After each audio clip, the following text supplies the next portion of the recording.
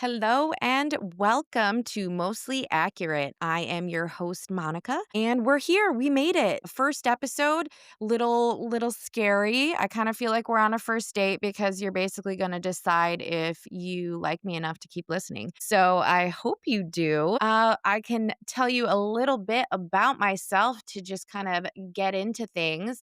I've been really excited to record. I'm super nervous because I'm not a professional at all. I was actually like waiting for my bottle warmer to completely finish before I could even start recording. And then I realized the timing of the bottle warm or the sanitizer, I'm sorry, the bottle sanitizer, timing of that being finished and then how the sun is behind me kind of just like didn't really work out for the video aspect. But here we are. We're just going to roll with it because I rather just get started than postpone it because I've just been really excited to get into this for a couple weeks now. So, a little bit about myself. I am nobody famous. I am not an influencer. I barely have 1,000 followers on Instagram. I'm just a mom who was going for a walk one day and decided, I think I'm going to start a podcast. And so here I am. I did some research and bought a microphone and I have a ring light. So let's go for it. I live in Michigan and I have a son and he is almost a year old now. I became a teen mom at 36 years old, so it's been an adjustment the last 10 and a half months. But hey, I'm doing it. I'm here and we're having a good time. So, what is this? You might be asking yourself. Great question. This is just tea time. This is you and me. We're new friends. Hi, I can't wait to be a part of your week. And what we're going to do is we're just going to break down something crazy that's happened in the news. We're going to talk about what we watched on Netflix. I love documentaries. We're going to discuss that. And then we're just going to talk basically about what it's like to be a busy mom and have every single moment of your day just consumed with taking care of others or, gosh, washing dishes, folding laundry, trying to go to work. Just like a moment for you. I'm here for, and I hope you're here for it too. All right. So we're going to start off the show today with a current event. So, what is current ish happening in our world today? I don't know if you've heard, but there's an alien vessel on its way to Earth. Yep. Can't make this shit up. There is a Harvard scientist that is warning basically the nation, the world, whatever, about aliens on their way here. This guy's name is Avi Loeb. I'm totally butchering this name, but he is a Harvard scientist. And on July 1st, so last month, he was just, I don't know, looking through his telescope, whatever scientists guys do. And he saw this like flying space rock on its way to, I don't know, Earth or our galaxy. I don't know what it's called. Anyway, it's out there somewhere in space. Yeah. So he found this object and it's flying towards Earth and he's trying to like warn everybody because he thinks it's going to be like hostile aliens. Now, you're probably asking yourself kind of like me like, okay, what makes whatever you found in space not just space debris? You know what I mean? Like, why isn't it just a space rock? Like, why are you telling us this is aliens? Which I totally believe in aliens. Okay, we're gonna get sidetracked here for a second because the government totally had like this press conference back in like 2020 or 2021. I don't remember when it was, but you could just YouTube alien press conference. And it was just like them coming out and being like, yo, aliens are real, which cool. I think we knew that. I think there was just like other shit going on then for us to really care about it as much. But like it was really compelling. These guys were totally freaked out and, you know, explaining what they saw and the technology and stuff, which I totally believe 100%. And I don't know. Could it be aliens? It could be. It really could be. But we got off track here. So, background government is totally like, yes, aliens are real. This guy is like, hey, this space rock is an alien spaceship. So, it's called, I don't know if it's called like 3-1 or 3I Atlas. And the reason it's called that is because he used a telescope called the Atlas telescope. And it's in the country of Chile, and that's where he found this object. So, what makes this 3I Atlas craft or whatever it is so strange? Well, here's the thing, it's 20 kilometers wide. So, I do not know kilometers. Yeah, that doesn't mean anything to me. But basically 20 kilometers is bigger than the city of Manhattan. So it sounds like this is an entire like floating city if it is in fact aliens. That means there's like a whole community the size of Manhattan on this vessel or whatever it is, space rock. And why they think or why Avi thinks it's not just like your regular old comet is because there's no trail. So I guess normal space comets have, like when they're traveling, there's just a trail behind it, which makes sense. But this doesn't have a trail. Instead, it has like a weird glow in the front of it. So basically, what they're saying is it's this giant floating community that's traveling like 130,000 miles an hour. Like, I can't fact check that. I think I read it on some article, but I don't know where that went. And it's got headlights. I guess you need headlights to see through space and be able to fly at 1,000,000 miles an hour. So that's weird, right? So it's got headlights and strange lights. And I guess like the trajectory of it, God damn, that's a hard word. Trajectory.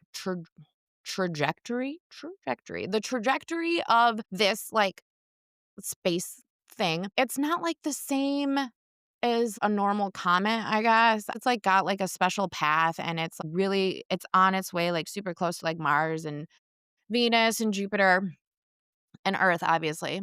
So he's basically saying like, okay, it's intelligent life and it's not flying like in the same path as a natural comet would. So, yeah, what do you think? Because it's a great story. It really is. And the fact that it's somebody like, I guess, credible because you're from Harvard. So I don't really know. And also, how are you doing math like that? Like, I guess I'm not that smart to be able to figure out how fast an object is flying in outer space because outer space just like makes absolutely no sense to me. Like, I don't even wanna go there. Like, I don't get how you can just go, like, faster in outer space. I don't know. I don't wanna go to that part that far into it. So, yeah. Is this guy just crazy? Is he just, like, starting up this big huff over nothing? Like, what's really at stake here? Because it sounds like this guy really just wants to create a UN, but for, like, intergalactic policy. So, yeah, it'd be like the space UN or something. And he just is wanting our world leaders to get together and be prepared. I guess he's like trying to warn everybody, but then like NASA's like, bro, chill. It's literally just a comet. It's 130 million miles away from Earth. Like you're being dramatic, Avi. So yeah, I don't know. I guess I just really can't figure out what we would do. Like, I don't think anyone's really taking it seriously at this point, which would be cool, I guess, or, catastrophic. But if you're my age and you're one of those elder millennials who's seen literally all of it, at this point, I don't think I'd be that surprised. But yeah, so maybe an alien invasion, or maybe they're just coming to be like, hey, idiots, you guys are doing a really, really just bad job at maintaining your planet, which would totally make sense. And hey, maybe the aliens will come help us. Or maybe it's literally just a giant space rock and this guy just did some bad math. I don't know. Really interesting stuff, though. Thought you would appreciate being filled in. And that's our little tidbit for current events today. Right. Let's get to tea time. I want to discuss a show on Netflix called Hunting Wives. I just finished this. It took me literally like weeks to finish this show because I just don't have any time to myself throughout the day to watch it. So, what I was doing was just watching it on my lunch break. And at work, we have a treadmill upstairs. So, like, we have like a gym at work, and there's a whole gym area upstairs with the Bowflex and all that. But there's a couple treadmills up there, and I like to go up there and just walk on my lunch break because walking is good for you. And yeah, health is important. But aside from that, Hunting Wives. Okay. Finally finished it. Like I tried to power through the best I can with this show. And I finally did it. And I just kind of I have some thoughts on it and I want to express those thoughts. And I'm curious to see if you guys kind of had the same feelings on it. Has anybody kind of gotten the parallel of Margot Banks to Melania Trump? I feel like the whole premise of the show was pretty political, but it's like she just like pretty womaned herself into this power position. And I just thought it was an interesting take on how the women are the ones who are like 100% running the show. Like, it was they're puppet masters. It was just all female power, which I thought was pretty cool. A little bit of a softcore porn edge to it, but yeah, it was pretty good. Let's talk about who we thought was the murderer because I got on a phone call with my sister and she right away, okay, spoiler alert. I'm just gonna just spoilers. Okay. We're gonna just talk about it because I'm assuming you've seen it because it came out like weeks ago and it took me forever to watch it. But yes, my sister said she knew right away that it was Margot, and I her reasoning for it, I guess, is just pretty spot on, and I didn't catch it, but she was saying that she knew it was Margot because of the boots. So, like, when they're chasing down Abby in the woods at the beginning, she saw the boots. And she later says that she sees the boots like Margot wearing the boots. So she right away, all along, knew it was Margot. In my head, I don't know if that would have been that would have been like 100% the reason that I thought it was Margot, but I also thought it was Margot too initially. So let's talk about these characters. Brittany Snow or Sophie in the show.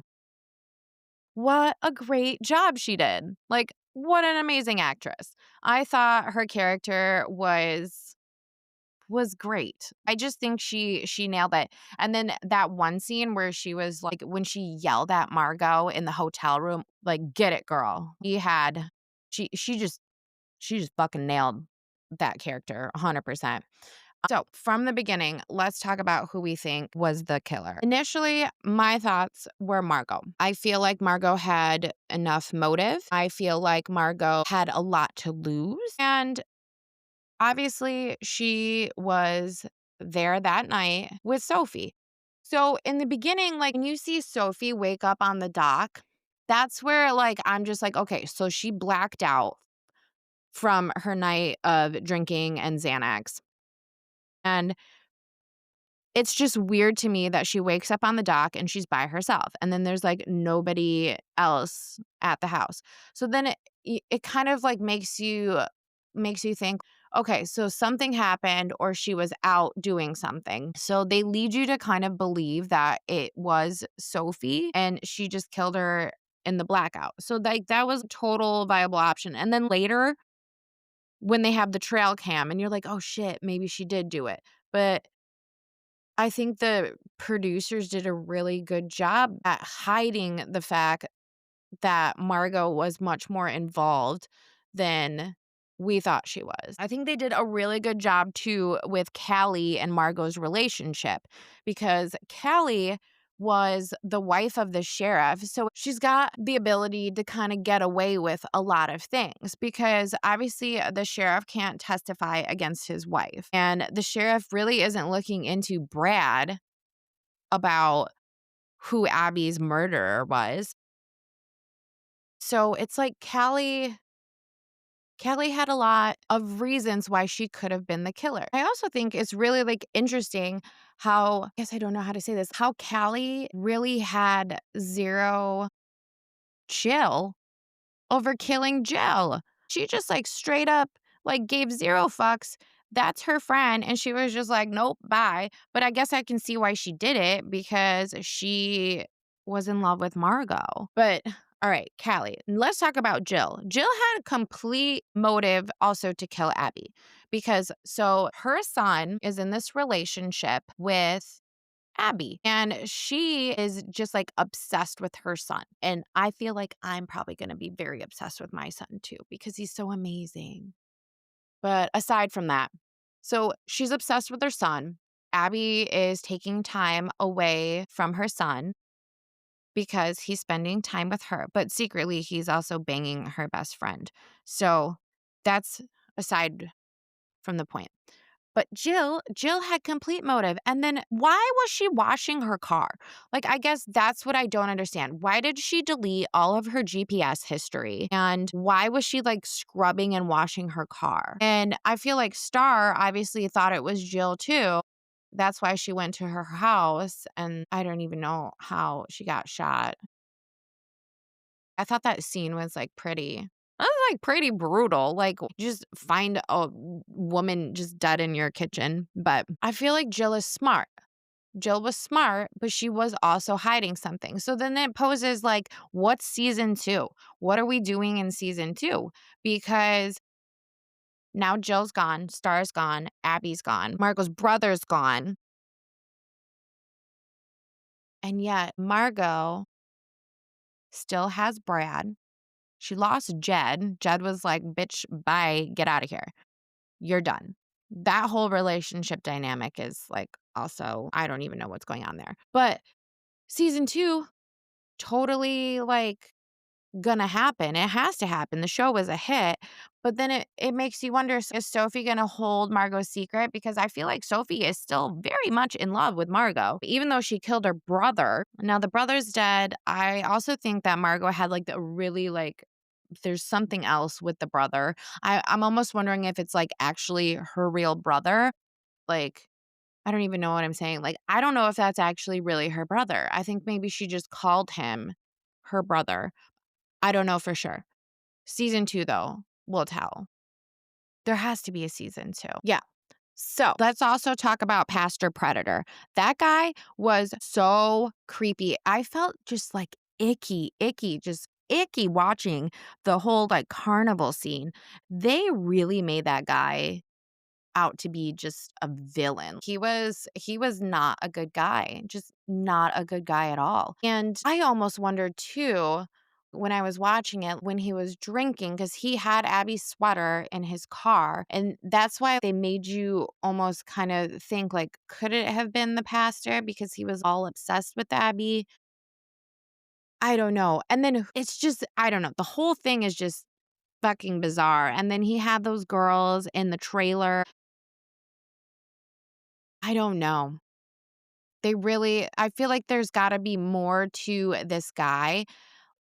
Maybe they'll do like a bit of a backstory on like wherever he came from, like Louisiana or something. Is there murders there? Did he kidnap women there? I don't know. I don't know. But gosh, to get that part of the emo pastor predator, that guy took a very bold role. Like he did a good job being creepy. He did almost like way too good of a job being creepy. But very interesting character choice. So yeah, those are my thoughts on Hunting Wives. I did like it. I found it really entertaining and it took everything in me not to Google who the killer was, even though I knew it was Margot from the beginning. I'm just saying, I feel like my detective skills were right. My sister's detective skills were right because she was looking at the shoes. But it was good. And I think season 2 is coming.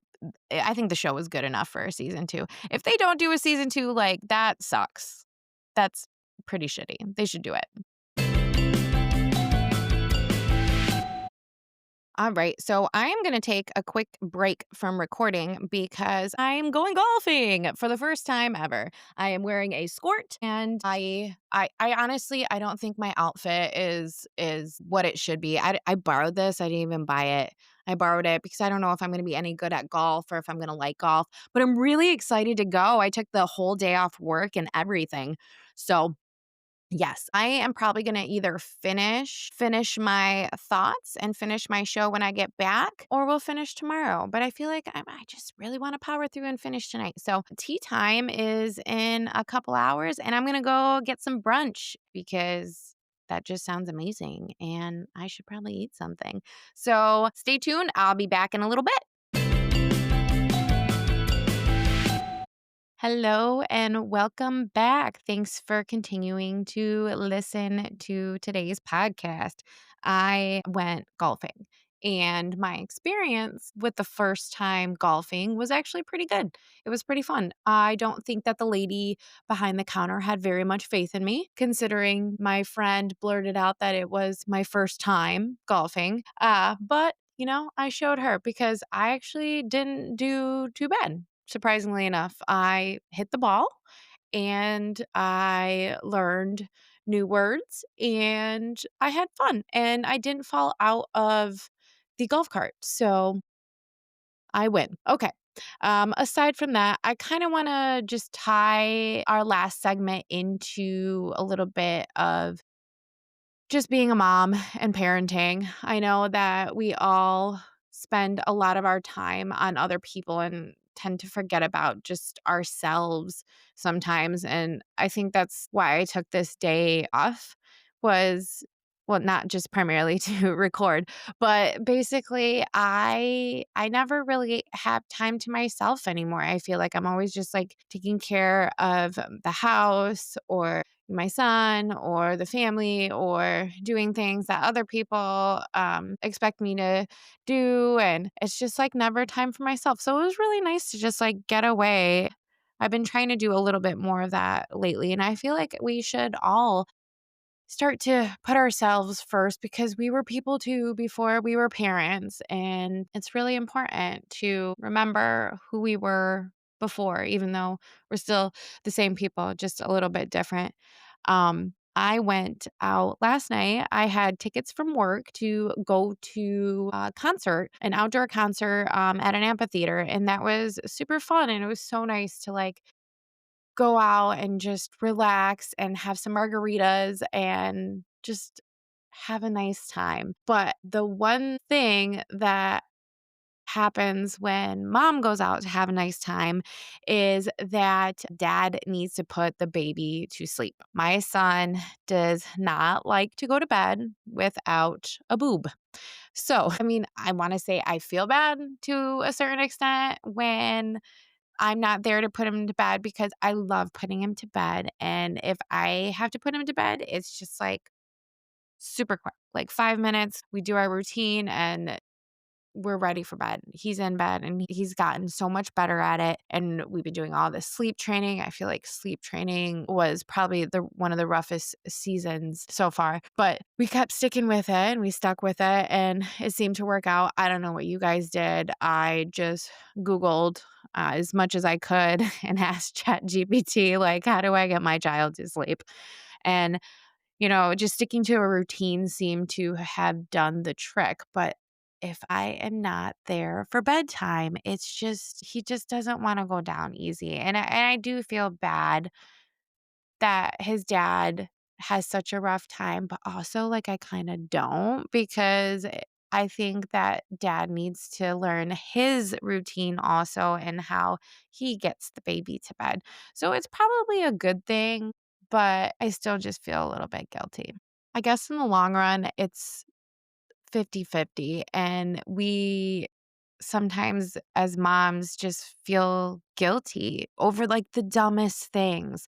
It's okay for dad to put the baby to sleep. It is completely normal. It shouldn't always have to fall on one parent or the other, but I feel like we all get into our routines, at least parenting routines. And I feel very thankful that I do have a partner and I'm not doing this by myself.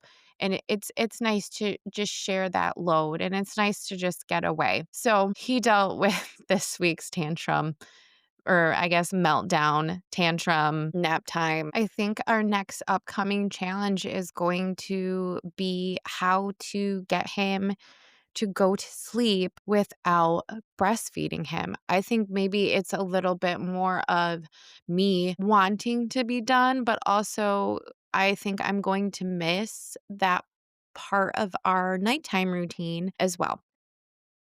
I'm thinking of ending our breastfeeding journey at 1 year. I didn't even think I would get as far as I did with breastfeeding, and I I just don't know how to stop. So I would love any type of recommendation that you guys have for cutting the nighttime feed out.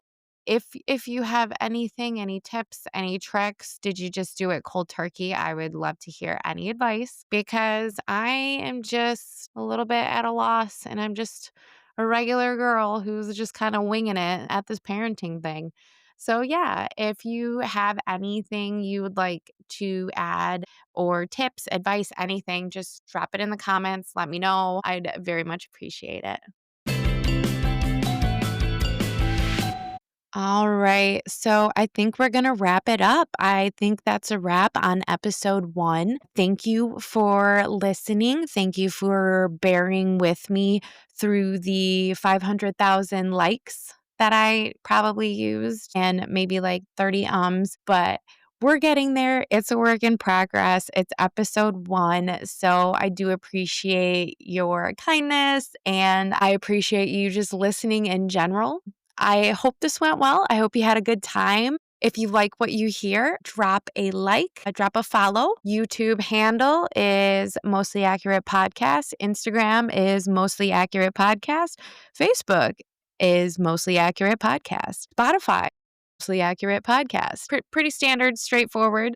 Drop us a follow, a like, a subscribe. I don't know why I said us. It's just me.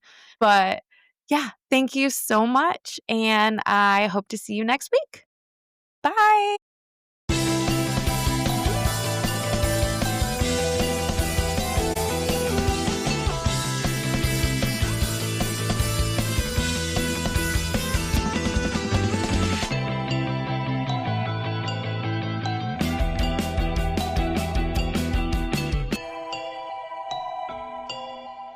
This podcast is for entertainment purposes only. The facts are fuzzy. Our stories and opinions are just that, stories and opinions, not meant to be taken as professional advice.